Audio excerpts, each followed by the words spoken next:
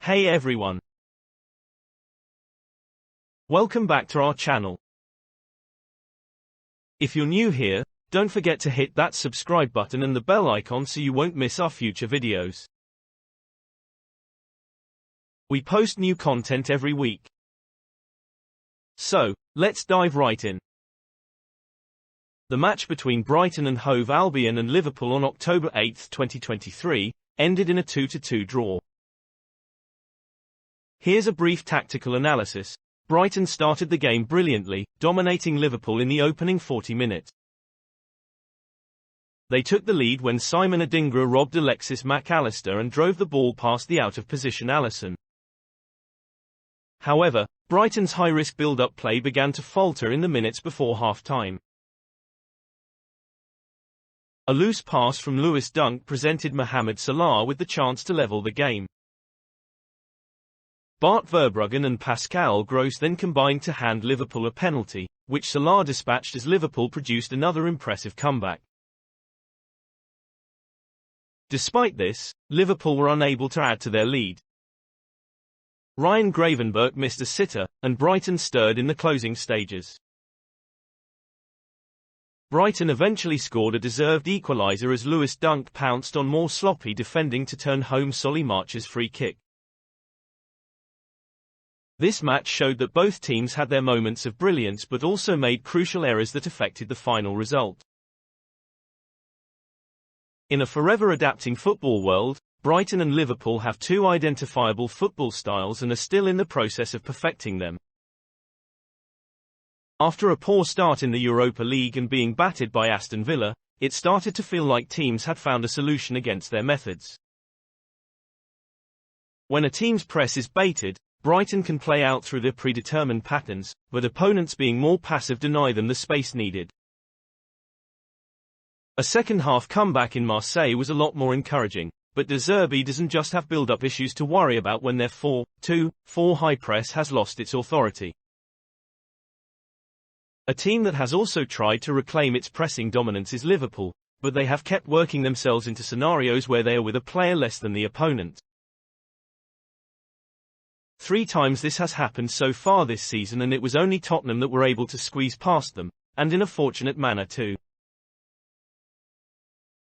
Liverpool have found difficulty against the De Zerbi pinball machine, but Jurgen Klopp's team are not pressing as intensely and their adaptations have come more in their on-ball game plan. Would it disrupt De Zerbi's rulebook once more?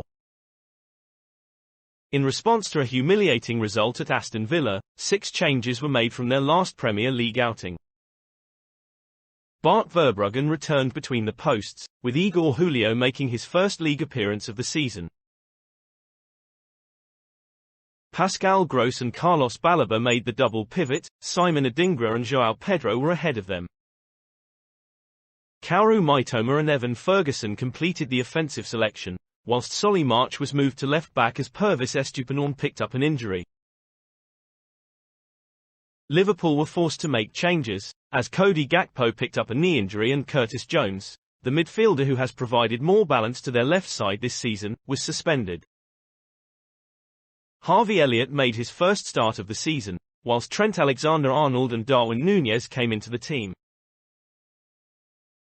The strength of the Diamond Premier League teams are starting to form a trend amongst one another. The 4-3-1-2-1-3-2 formation is slowly creeping back into the elite teams' off-ball systems, to counteract deep and narrow build-up units.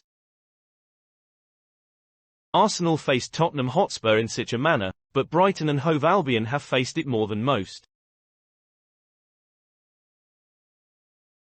There are some key advantages against their passing patterns using this system. You already have a natural overload against the 2 strikers that drop, whilst the fullbacks remain strictly on the wingers that Brighton are trying to free up. Ultimately, the biggest gain is that you can drastically force your shape towards one side. Teams leave Brighton's centre-backs to pass outwards on one side and then close them down one channel, making short circuits difficult to execute. Liverpool established themselves in this shape. Dominic Szoboszlai was positioned just behind the front two, with Alexis Mac Allister positioned between Luis Diaz on the left and Harvey Elliott on the right. Virgil van Dijk strictly followed Joao Pedro and would move out of the defensive line to further compact the middle of the field.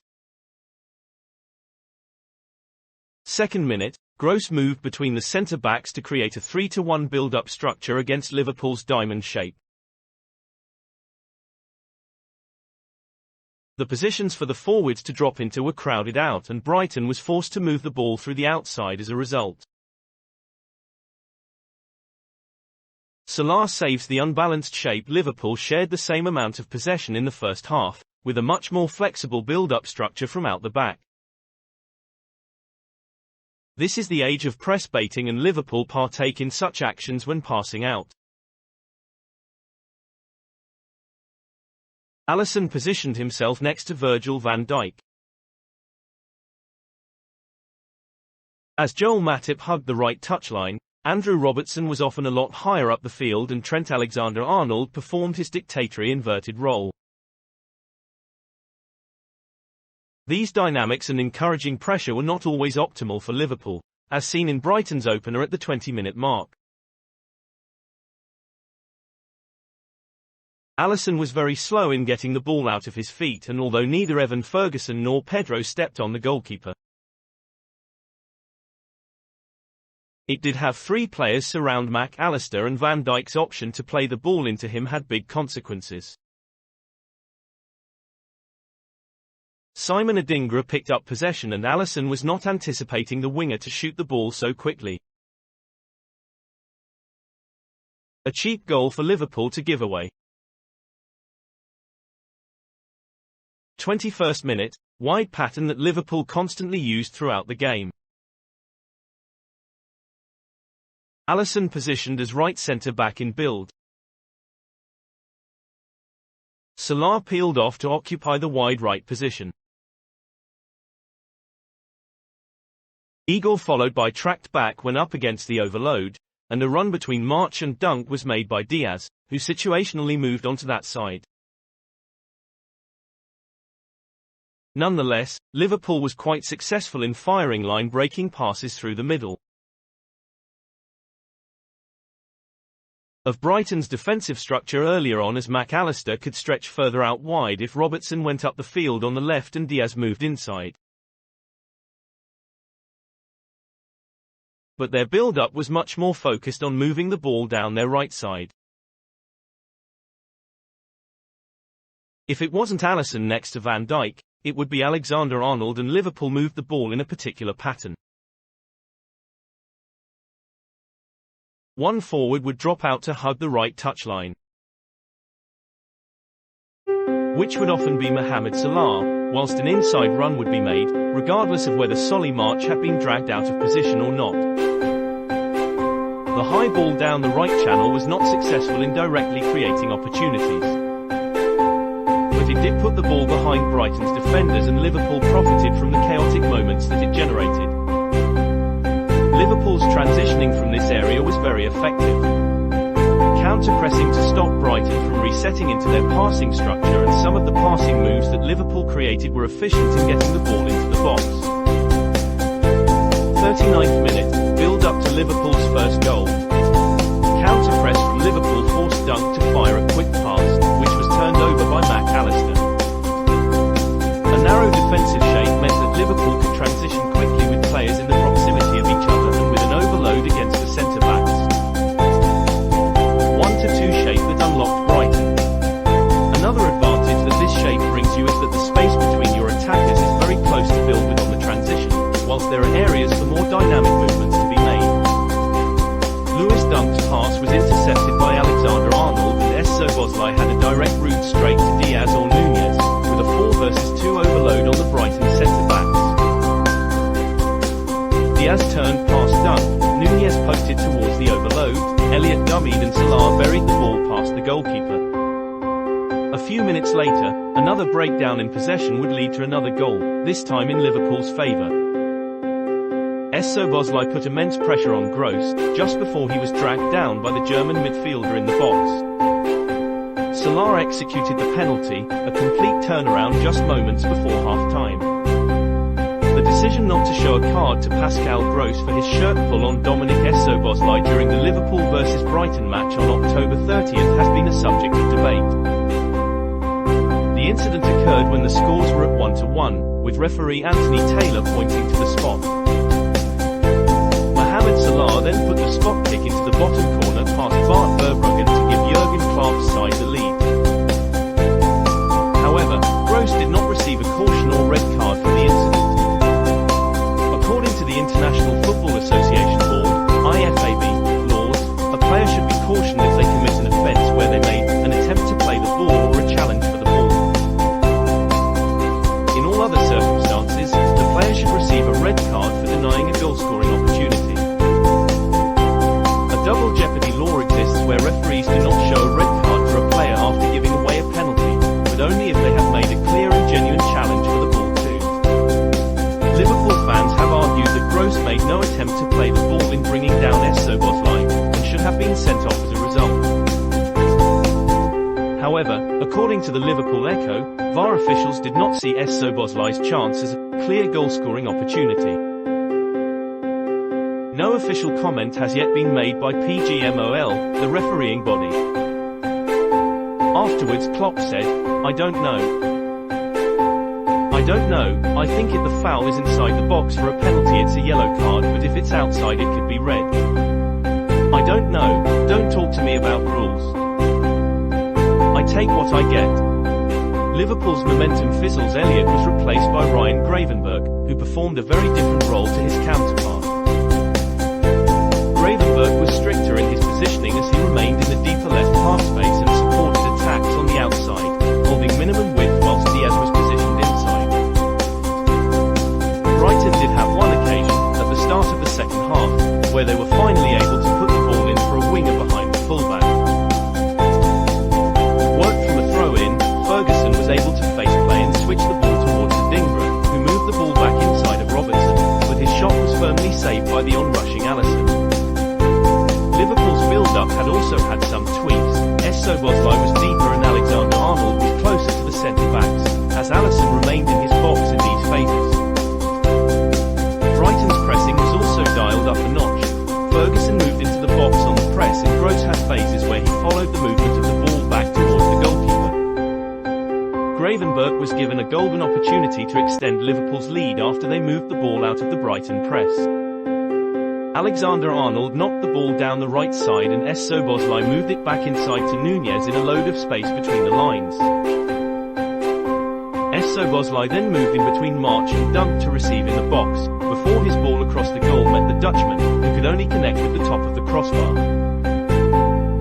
From this moment, Liverpool's attack started to fizzle out. Much of this stems from the tactical decision to move the team back into the narrow 4-3-3/4 4-2 formation, aside from goal kicks, where the 4-3-1-2 shape was still in use.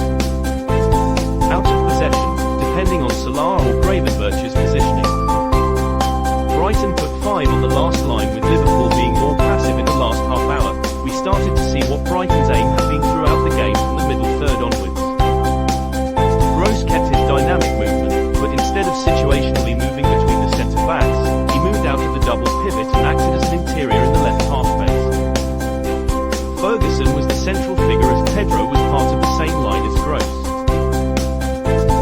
Pedro moved into the centre as Danny Welbeck replaced Ferguson. Jan-Paul van Hecke also came on, as he replaced the injured Igor Julio a few minutes later.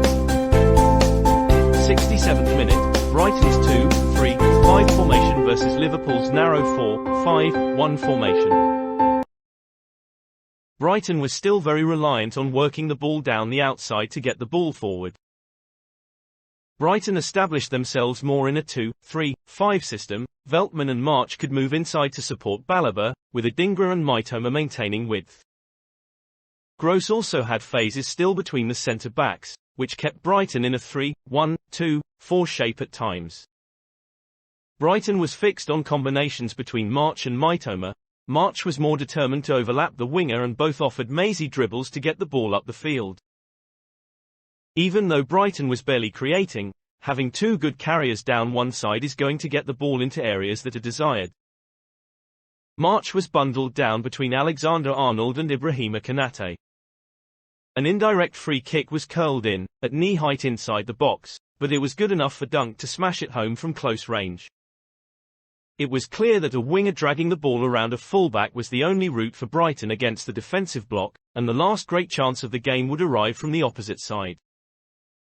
Adingra slid around Joe Gomez and his low ball was deflected off Van Dijk. Welbeck left it to bounce into Pedro, in a fantastic position, but he blasted the ball over the crossbar. Takeaway's an exciting game between two teams who have been forced to try and find more solutions to the game plan. De Zerbi's rulebook is under intense pressure, as teams have turned more towards the diamond to nullify their deep build.